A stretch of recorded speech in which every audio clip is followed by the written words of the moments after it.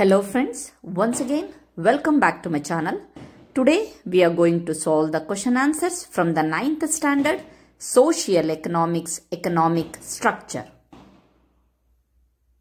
Friends, ಈ ದಿನ ನಾವು 9ನೇ ತರಗತಿಯ ಸಮಾಜ ಅದರೊಳಗಡೆ ಅರ್ಥಶಾಸ್ತ್ರ ವಿಭಾಗದ ಆರ್ಥಿಕ ರಚನೆ ಪಾಠದ ಪ್ರಶ್ನೋತ್ತರಗಳನ್ನು ನೋಡೋಣ. ಫ್ರೆಂಡ್ಸ್, ಇಲ್ಲಿಯವರೆಗೆ ನೀವು ನಮ್ಮ ಚಾನಲನ್ನು ಸಬ್ಸ್ಕ್ರೈಬ್ ಮಾಡಿಲ್ಲ ಅಂತಂದರೆ ಪ್ಲೀಸ್ ಸಬ್ಸ್ಕ್ರೈಬ್ ಮಾಡಿ, ಲೈಕ್ ಮಾಡಿ, ಶೇರ್ ಮಾಡಿ, ಕಮೆಂಟ್ ಮಾಡಿ. ಫ್ರೆಂಡ್ಸ್, ಈ ಒಂದು 9ನೇ ತರಗತಿಯ ಸಮಾಜದ ಪ್ರಶ್ನೋತ್ತರಗಳನ್ನು ಅವುಗಳ ಉತ್ತರಗಳನ್ನು ನಾನು ಕನ್ನಡದಲ್ಲಿ ಎಕ್ಸ್ಪ್ಲೇನ್ ಮಾಡೋಕ್ಕೆ ಪ್ರಯತ್ನ ಪಟ್ಟಿದ್ದೀನಿ.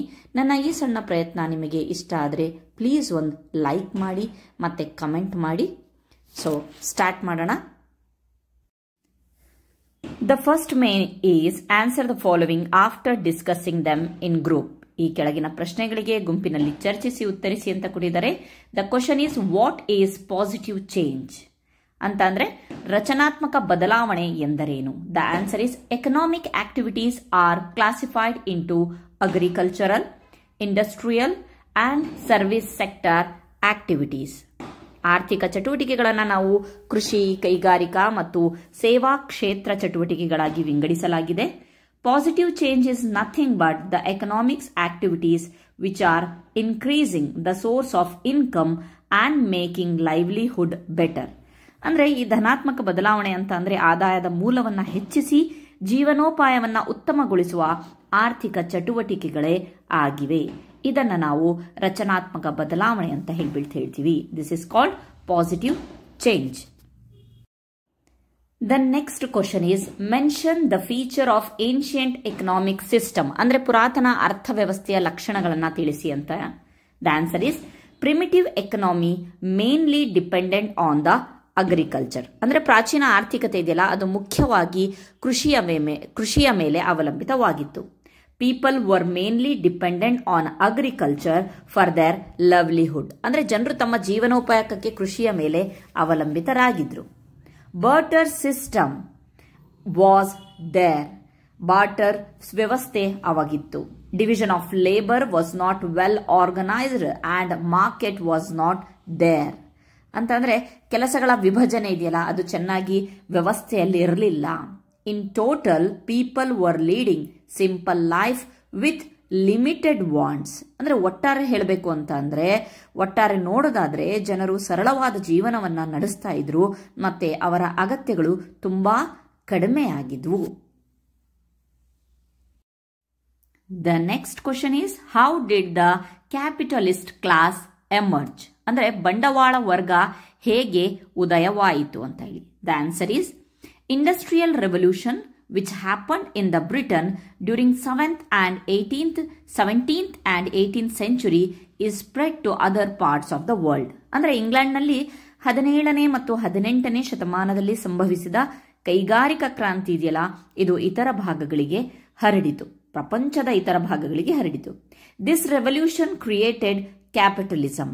ಈ ಕ್ರಾಂತಿ ಬಂಡವಾಳ ವರ್ಗ ಉದಯ ಆಗಕ್ಕೆ ಕಾರಣ ಆಯಿತು. Next point, feudal lords who were the owners of the land tried to invest their capital to set up industries and came to be known as capitalist. ಅಂತಂದ್ರೆ ಈ ಭೂಮಿಯ ಮಾಲೀಕರಾಗಿದ್ದ ಒಂದು ಜಾಗೀದಾರರು ಅಂತಾರಲ್ಲ, ಅವರು ಕೈಗಾರಿಕೆಗಳನ್ನು ಸ್ಥಾಪಿಸಲು ತಮ್ಮ ಬಂಡವಾಳವನ್ನು ಹೂಡಲು ಪ್ರಯತ್ನಿಸಿದರು. ಅವರು ಮುಂದೆ ಬಂಡವಾಳ ವರ್ಗ ಅಂತ ಹೇಳ್ಬಿಟ್ಟು ಗುರುತಿಸಲ್ಪಟ್ಟರು. The next question is what are the sources of income? The answer is ಅಂದ್ರೆ ಆದಾಯದ ಮೂಲಗಳು ಯಾವುವು ಅಂತ ಹೇಳಿ. The answer is in a simple economy the source of income are available from two sectors, namely household sector and manufacturing sector. ಅಂತಂದ್ರೆ ಸರಳ ಒಂದು ಆರ್ಥಿಕತೆಯಲ್ಲಿ ಆದಾಯದ ಮೂಲಗಳು ಎರಡು ವಿಭಾಗಗಳಿಂದ ಸಿಗುತ್ತೆ. ಅಂದ್ರೆ ಗೃಹ ವಿಭಾಗ ಮತ್ತು ತಯಾರಿಕಾ ವಿಭಾಗ. ಅಂದ್ರೆ ಕಂಪನಿಗಳಿಂದ ತಯಾರಿಕಾ ಆಗುತ್ತೆ, ತಯಾರಿಕಾ ವಿಭಾಗದಿಂದ. Okay, they create income with mutual exchange. ಇವರು ಪರಸ್ಪರ ವಿನಿಮಯದ ಮೂಲಕ ಆದಾಯವನ್ನ ಸೃಷ್ಟಿಸುತ್ತಾರೆ. The income for the government is by collecting taxes on both households and industrial units. ಅಂತ ಅಂದ್ರೆ ಈ ಒಂದು ಸರ್ಕಾರಕ್ಕೆ ಆದಾಯ ಗೃಹ ವಿಭಾಗದಿಂದ ಆಗಿರ್ಬೋದು, ಕೈಗಾರಿಕಾ ಘಟಕಗಳಿಂದ ತೆರಿಗೆಗಳನ್ನು ಸಂಗ್ರಹಿಸುವುದರಿಂದ ಸರ್ಕಾರಕ್ಕೆ ಆದಾಯಗಳು ಇದೊಂದು ಸೋರ್ಸ್ ಆಫ್ ಇನ್ಕಮ್ ಆಗಿ ಲಭ್ಯವಾಗುತ್ತೆ.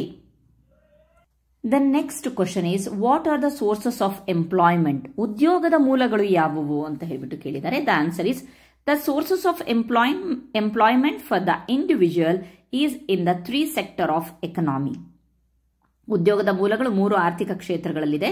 ಪ್ರೈಮರಿ ಸೆಕ್ಟರ್ ಅಂದರೆ ಪ್ರಾಥಮಿಕ ಕ್ಷೇತ್ರ, ಸೆಕೆಂಡರಿ ಸೆಕ್ಟರ್ ಅಂದರೆ ದ್ವಿತೀಯಕ ಕ್ಷೇತ್ರ, ಅಂಡ್ ಟೆರಿಷಿಯರಿ ಸೆಕ್ಟರ್ ಅಂತಂದ್ರೆ ತೃತೀಯಿಕ ಕ್ಷೇತ್ರ, that is in services. Okay, agriculture, industry, government. ಕೃಷಿ, ಕೈಗಾರಿಕೆ ಮತ್ತು ಸರ್ಕಾರ ಇವು ಉದ್ಯೋಗ ನೀಡುವ ಪ್ರಮುಖ ಮೂಲಗಳಾಗಿವೆ. ಅಂದ್ರೆ ಕೃಷಿ ಮೂಲಕ ಆಗಿರ್ಬೋದು, ಕೈಗಾರಿಕೆ ಆಗಿರ್ಬೋದು, ಸರ್ಕಾರ. ಇವೇ 3 ಸೋರ್ಸಸ್ ಆಫ್ ದ ಎಂಪ್ಲಾಯ್ಮೆಂಟ್ ಆಗಿದೆ. The last question is explain the difference between statics and dynamic economics. ಅಂದ್ರೆ ಸ್ಥಿರಾತ್ಮಕ ಮತ್ತು ಚಲನಾತ್ಮಕ ಅರ್ಥಶಾಸ್ತ್ರದ ವ್ಯತ್ಯಾಸವನ್ನು ವಿವರಿಸಿ ಅಂತ ಹೇಳ್ಬಿಟ್ಟು ಕೊಟ್ಟಿದ್ದಾರೆ. The first, static economics. The word static has been derived from the Greek word statike. ಅಂತಂದ್ರೆ ಸ್ಥಿರ ಎಂಬ ಪದ ಇದೆಯಲ್ಲ, ಅದು ಗ್ರೀಕ್ ಭಾಷೆಯ ಸ್ಟ್ಯಾಟಿಕೆ ಪದದಿಂದ ಬಂದಿದೆ.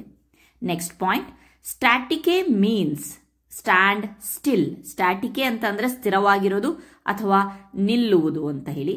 ಮೂರನೇದಾಗಿ, statics economy is a timeless economy where there are 2 changes at all. ಸ್ಥಿರ ಆರ್ಥಿಕ ವ್ಯವಸ್ಥೆ ಅಂತಂದ್ರೆ ಯಾವುದೇ ಬದಲಾವಣೆಗಳಿಲ್ಲದ ಕಾಲಾತೀತದ ಒಂದು ಆರ್ಥಿಕತೆ ಆಗಿದೆ ಅಂತ ಹೇಳಿಬಿಟ್ಟು ಇದೆ.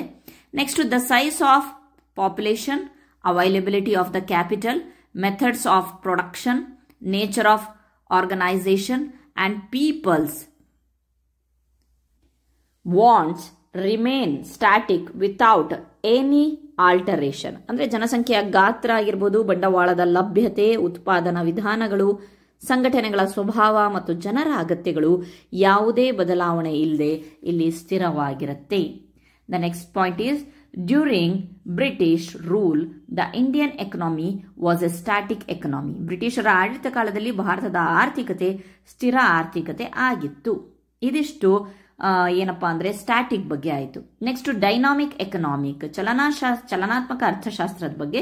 The word dynamic has been derived from the Greek word ಡೈನಾಮಿಕೋ.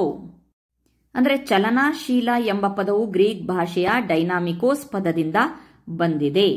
ಡೈನಾಮಿಕೋಸ್ mean drastic change or economic change. ಡೈನಾಮಿಕೋಸ್ ಅಂತಂದ್ರೆ ತೀವ್ರ ಬದಲಾವಣೆ ಅಥವಾ ನಿರಂತರ ಬದಲಾವಣೆ. Dynamic economic is the study of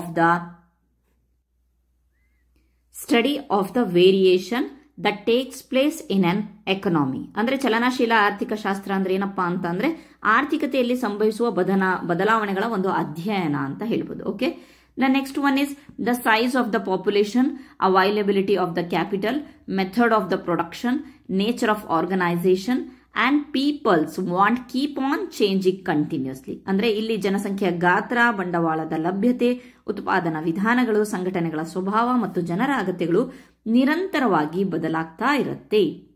the next one is after independence the Indian economy has got transferred into dynamic economy. ಅಂದ್ರೆ ಸ್ವಾತಂತ್ರ್ಯ ನಂತರ ಭಾರತದ ಆರ್ಥಿಕತೆ ಚಲನೆಯ ಒಂದು ಚಲನಾತ್ಮಕ ಆರ್ಥಿಕತೆಯಾಗಿ ಪರಿವರ್ತನೆಗೊಂಡಿದೆ ಅಂತ ಹೇಳಿಬಿಟ್ಟು ಇದೆ. This is the difference between the static and the dynamic economic. Okay, the next part is fill in the blanks with the suitable words. The first fill in the blanks is positive change relates to economic activities. ರಚನಾತ್ಮಕ ಬದಲಾವಣೆ ಯಾವ ಚಟುವಟಿಕೆಗೆ ಸಂಬಂಧವಾಗಿದೆ ಅಂತಂದ್ರೆ ಅದು economic. Okay, in the ancient economies agriculture was the main one. ಅಂದ್ರೆ ಪುರಾತನ ಆರ್ಥಿಕತೆಯಲ್ಲಿ ಕೃಷಿನೇ ಪ್ರಧಾನವಾಗಿತ್ತು ಅಂತ ಹೇಳಿ. There are 2 sectors in a simple economy. ಸರಳ ಆರ್ಥಿಕದಲ್ಲಿ 2 ವಲಯಗಳಿದೆ.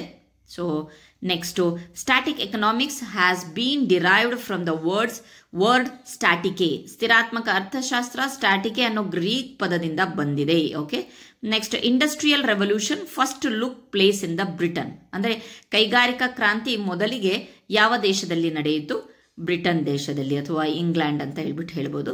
Okay, this is all about the exercise part from the chapter economic structure. Thank you once again.